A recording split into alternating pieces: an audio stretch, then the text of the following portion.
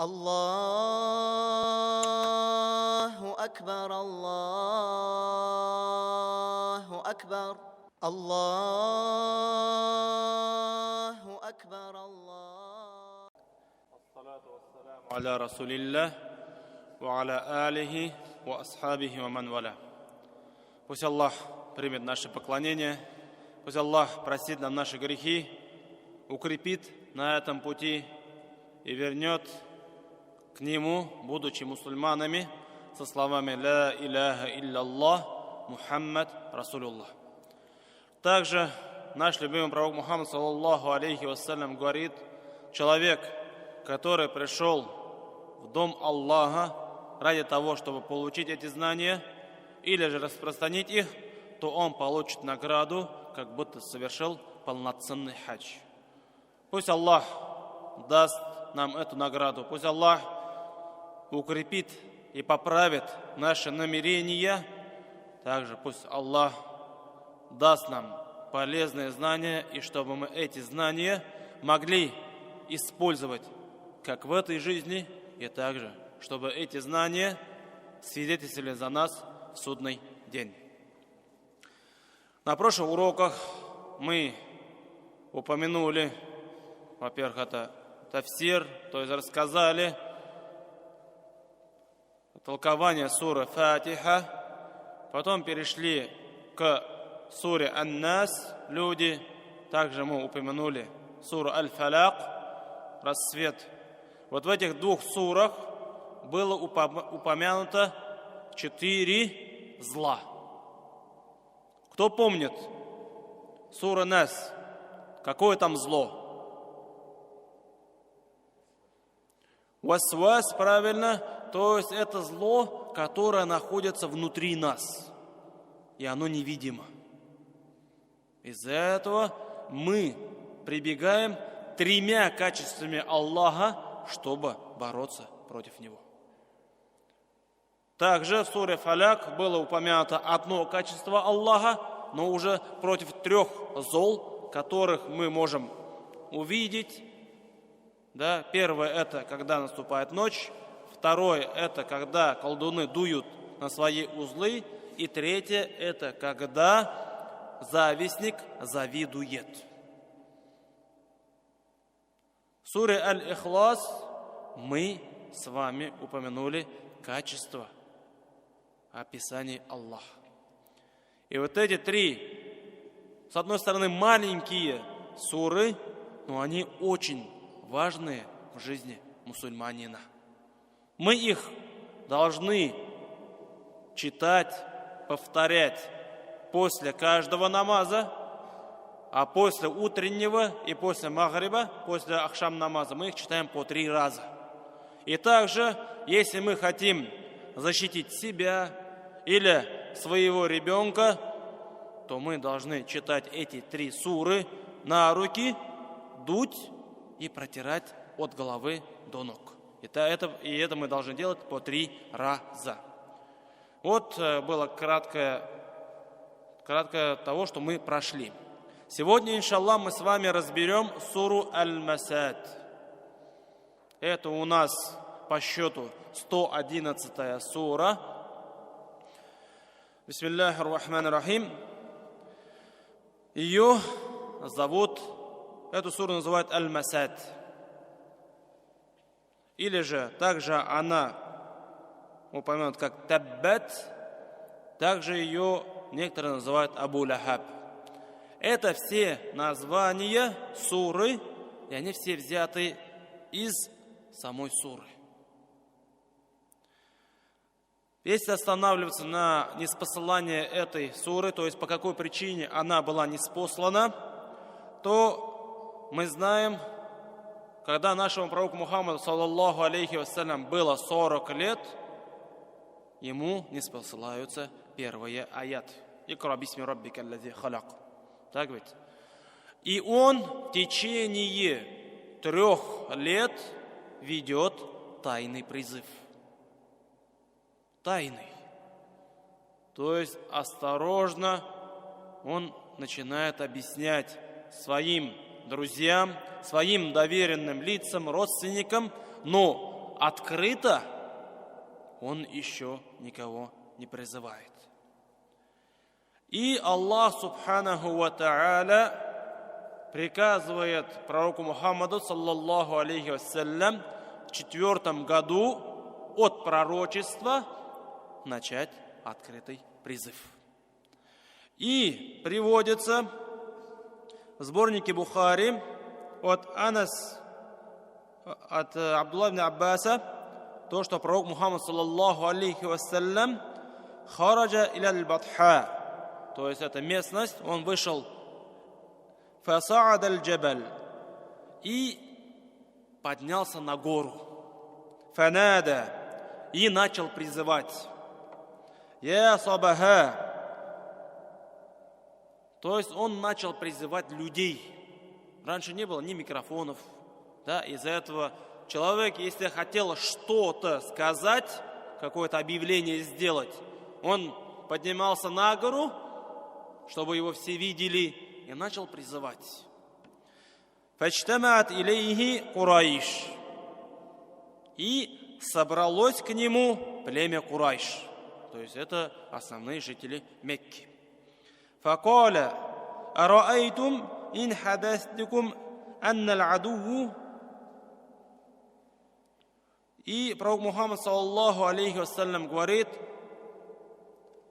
вы видели, если бы, говорит, я вам говорил то, что за этой горой, то есть сзади него, получается, перед ним же люди собрались, он обращается к людям и говорит: если бы, говорит, я вам говорил то, что сзади этой горы стоят враги,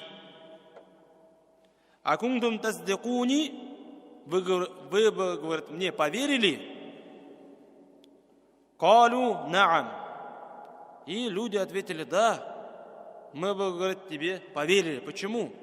Потому что он был одним из самых праведных людей Мекки, самый доверенный, которому оставляли на сохранение, если сегодня люди оставляют на сохранение свое имущество в банках, да, то вот этим самым доверенным лицом в Мекке был наш любимый пророк Мухаммад, саллаллаху алейхи вассалям.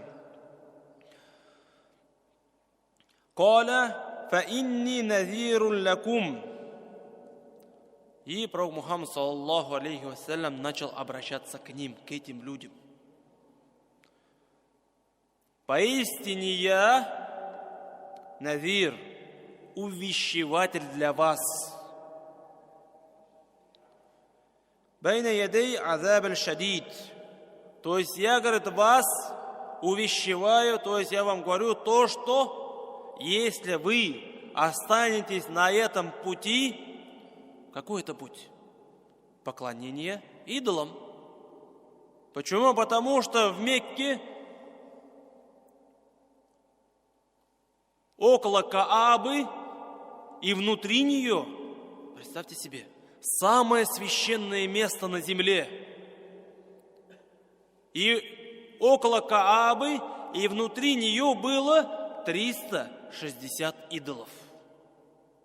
И люди приходили к ним, обращались, просили, делали саджда, приносили жертвоприношение. И пророк Мухаммад, саллаллаху алейхи вассалям, был отправлен для того, чтобы увещевать, призывать. То, что если вы останетесь на этом пути, то вас ждет очень мучительное и сильное наказание. Факаля Абу Лахаб. И сказал Абу Лахаб: алихаза джама'атана, ты, говорит, нас для этого собрал? То есть он не от удивления спросил, а хотел принизить вот это дело, вот этот призыв. Ты, говорит, нас для этого только собрал? То есть для какой-то мелочи? Таббалляк. То есть это сказал Абу Лахаб пророку Мухаммаду, саллаллаху алейхиссалям. Да пропадешь ты со своим призывом. فأنزل الله. И Аллах, субханаху ва та'аля, Господь всего этого мира, Он не спаслал. Таббат яда аби лахаби ва таб. До конца этой суры. То есть причина неспослания этой суры, которая была ниспослана в 4 году от пророчества, было именно то, что Абу Лахаб, он вышел против этого призыва. И, будучи живым, находящим на этой земле, Аллах, субханаху ва та'аля, уже сказал про него и про его жену, то, что они навечно попадут в ад. Пусть Аллах упасет нас от этого. Пусть Аллах укрепит нас на этом пути. И как наш любимый пророк Мухаммад, саллаллаху алейхи вассалям, очень часто повторял дуа. Я мукаллибаль кулуб, тhabбит кальби аля диник. О, переворачивающие сердца, укрепи мое сердце на твоей религии. Это очень важно, обращаться к Аллаху, просить у Него и ценить самое большое богатство, которое у нас есть. Это что? Это вера. Вера, которую мы никакой работой и никакими деньгами купить не сможем. Из-за этого давайте ценить ее, оберегать ее, дорожить ею. И как наш Господь сказал, вернитесь ко мне, будучи мусульманами. Из-за этого мы должны стараться идти по этому прямому пути. Первый аят этой суры звучит «Таббат яда аби лахаби ва таб». Вот здесь перевод у нее какой? «Да пропадут две руки Абу Лахаба». Вот эта часть, она называется дуа, то есть просьба к Аллаху. Вот эта часть именно, когда Аллах не спаслал от пророка до сегодняшнего дня, сколько мусульман читает эту суру. И именно это дуа, обращение к Аллаху, чтобы руки Абу Лахаба, они пропали. И потом в продолжение этого аята идет «Ватаб». Это уже Аллах, субханаху ва та'аля, говорит, и сам он пропал. Это уже мы получили подтверждение на это дуа. То есть мы должны понимать то, что когда мы обращаемся к Аллаху, то если у нас есть убежденность, то, что Аллах нам может помочь, то Он сразу же отвечает на это дуа. И вот здесь в первой части шло дуа, да пропадут руки Абу Лахаба, ватаб. И сразу же идет подтверждение, то, что он пропал. То есть Аллах обещает, то, что он попадет в ад и вечно там будет гореть. И если посмотреть, почему Аллах субханаху ва та'аля упомянул яд, руки. Потому что в основном люди зарабатывают своими руками. То есть все равно, какое бы дело ни взять, там используются руки. И то, что здесь Аллах субханаху ва та'аля упомянул руки, это соответствует его душе, то есть нафс, душе Абу Лахаба. Да пропадет Абу Лахаб со своими руками, ватаб, и он пропал. Также во втором аяте Аллах Субханаху ва Та'аля говорит: «Ма агна анху малуху ва ма касаб».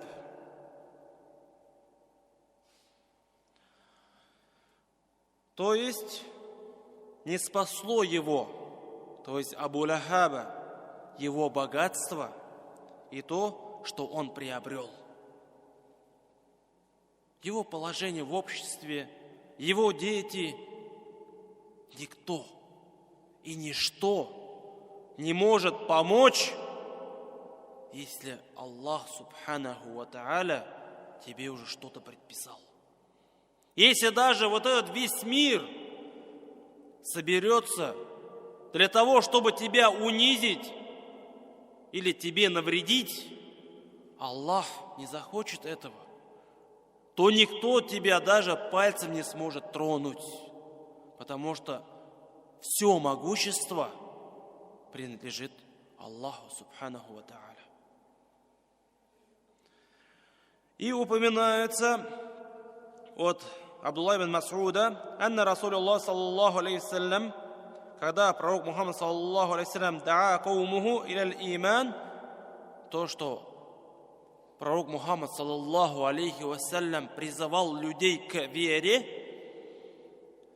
каля Абу Лахаб: ин кана ма якулу ибну ахи хаккан, фа инни ифтади нафси яумул кияма минал азаб, азаб аль-алим бимали ва валади. И когда пророк Мухаммад саллаллаху алейхи вассалям призывал к вере, то сказал Абу Лахаб: если, говорит, мой племянник, потому что Абу Лахаб является дядей пророка Мухаммада саллаллаху алейхи вассалям. И Абу Лахаб говорит: если, говорит, мой племянник прав и говорит правду, истину, фа инни ифтади нафси яумул кияма, я, говорит, спасусь или откуплюсь в судный день мин азаб аль-алим, от страшного наказания. Чем?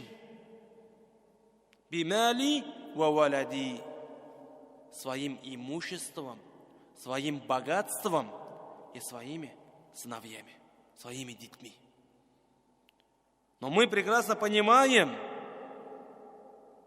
то, что ни богатство, ни дети, они нам не принесут никакой пользы, если это используется не на пути Аллаха. فأنزل الله تعالى ما أغنى عنه ماله وما كسب.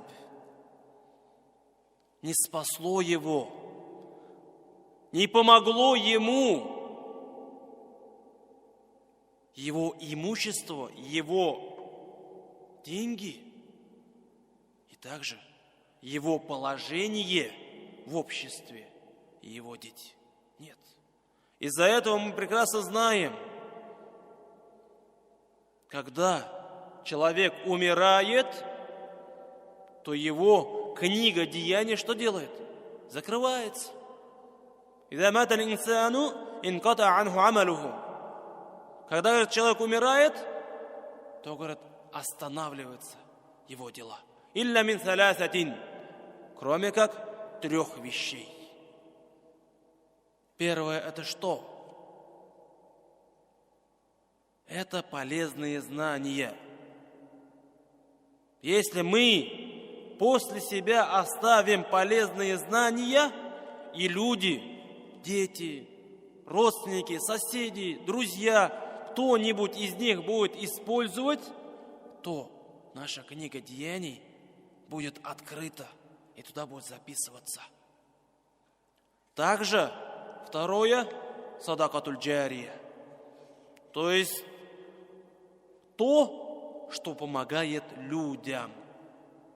Иногда бывает то, что люди копят деньги свои, вместо того, чтобы использовать их, потратить на пути Аллаха и получить награду, которая будет приносить пользу тебе и здесь, вот в этом мире, также в ахирате.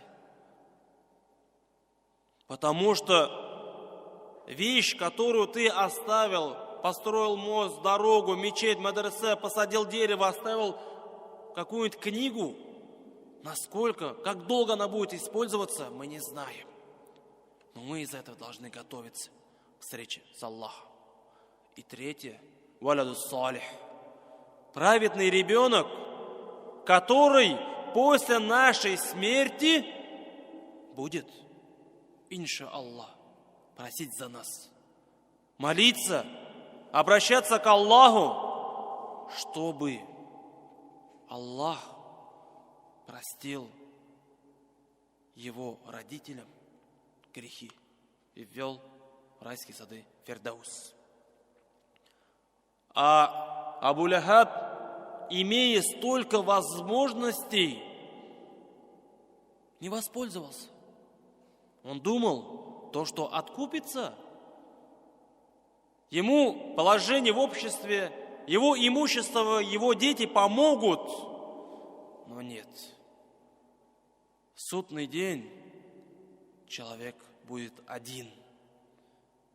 И он будет отвечать перед Аллахом.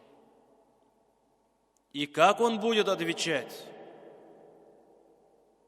Что он будет говорить? Человек делает выбор вот здесь. Потому что каждый человек будет стоять перед Аллахом и отвечать за каждое слово, за каждое сделанное дело. И посмотрите на себя. Давайте повернемся и посмотрим, что я приготовил к встрече с Аллахом. Готов ли я к этой встрече? Потому что нету гарантии. Сегодня мы ляжем, а завтра проснемся или нет. Нету гарантии. И не важно, сколько нам осталось жить. А важно, с каким багажом и в каком состоянии мы вернемся к Аллаху. Из-за этого, если мы сами себе не поможем, то кто? Кто в судный день даст нам шпаргалку, подскажет или поделится своими благими делами? Нету такого. Каждый будет говорить: нафси, нафси, моя душа, моя душа. Из-за этого надо к этой встрече готовиться.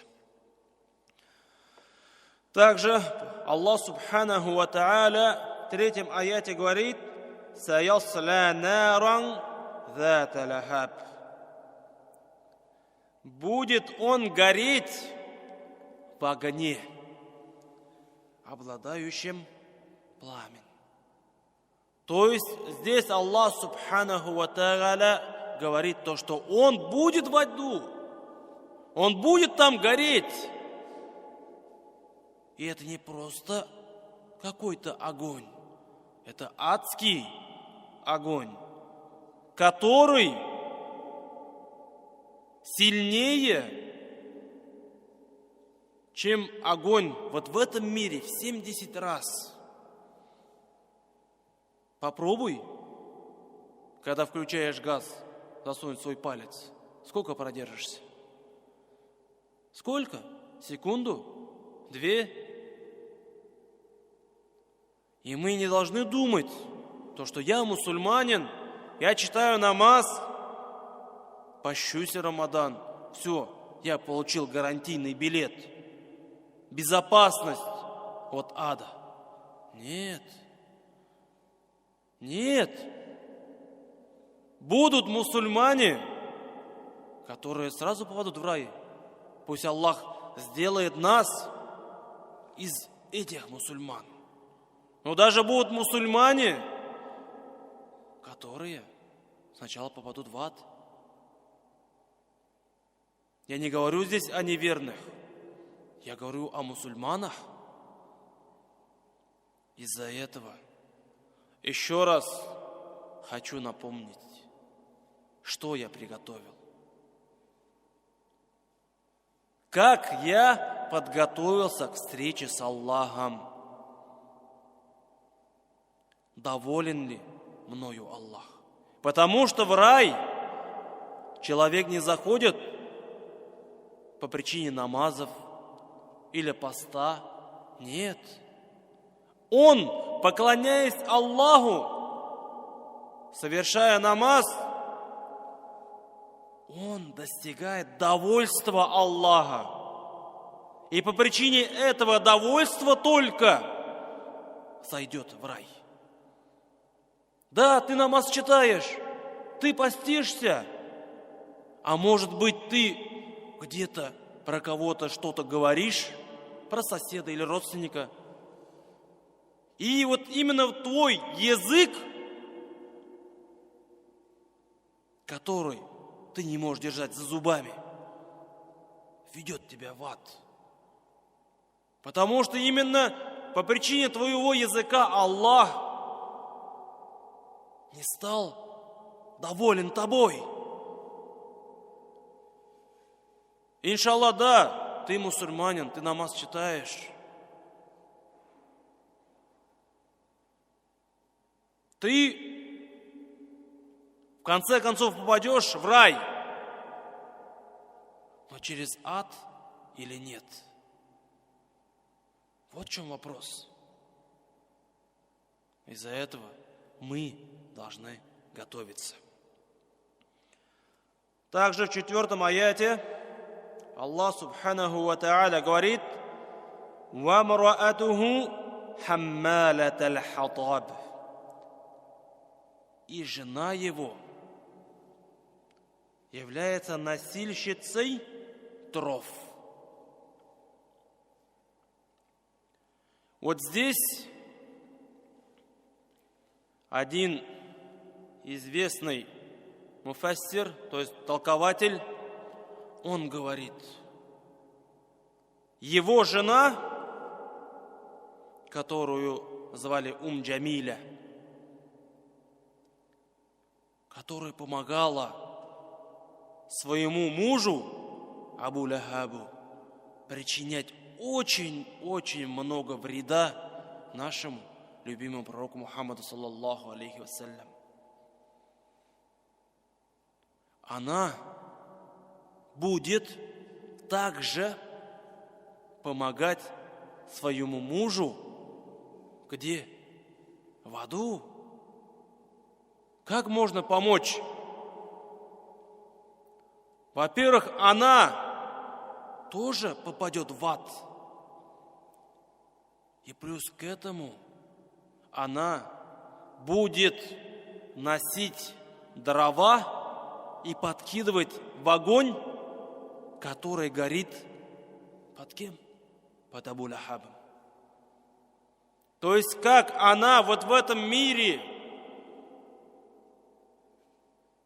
на дорогу, по которой ходил наш любимый пророк Мухаммад саллаллаху алейхи вассалям, кидала колючки, она бросала колючки, чтобы навредить пророку Мухаммаду саллаллаху алейхи вассалям.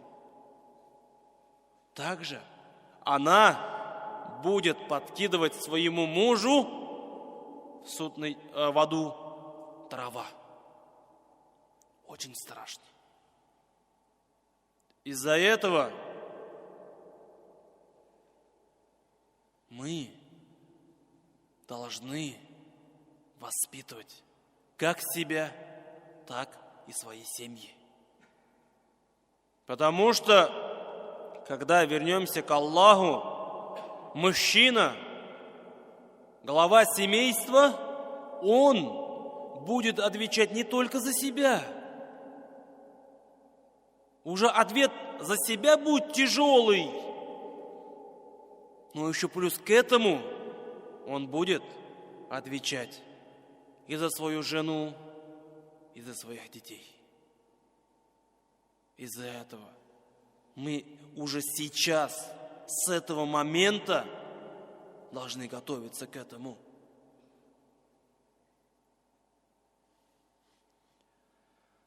И в последнем аяте Аллах Субханаху ва Та'аля говорит: «Фи джидиха хаблум мин масад». На шее у нее веревка из пальмовых волокон.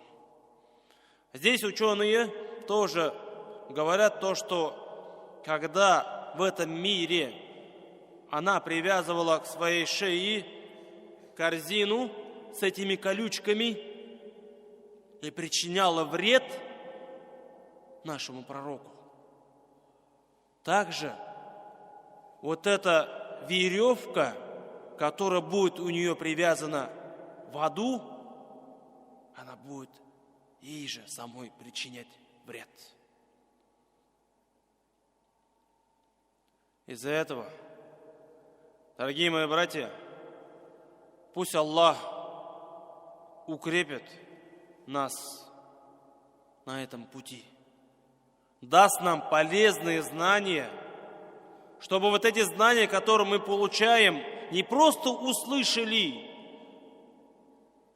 а чтобы использовали в жизни. И дай Аллах нам понимание слов Аллаха полностью, и чтобы мы жили только по этим словам. Пусть Аллах примет наше поклонение, простит нам наши грехи и в дальнейшем также соберет в Его доме. Субханаллаху бихамдик, ашхаду ан ла иляха илля ант, астагфирука ва атубу илейк. Джазакумуллаху хайр. الله أكبر الله أكبر الله